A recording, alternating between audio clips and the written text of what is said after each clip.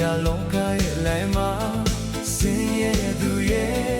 ချမ်းသာသူရဲ့အများကြီးရှိပါတယ်ကံကြုံတဲ့လို့တန်နိုင်ကိုင်းပြီးကြောက်တူရတာကျင်တော့မသေးပါနဲ့တကယ်တော့ကြောက်တူသမားများဟာလောပင်လောင်တွေပါနေတဲ့ချိန်ချိန်တင်းကြောင်ရရင်လောပန်းဖြစ်ပြီးပေါ်အကြံကုန်ရင်တန်နိုင်ရောက်စံကုန်တော့လောပန်းပြောင်းနေဖို့သမားဘဝတော့ချန်တော်လေးရောက်ခံပါ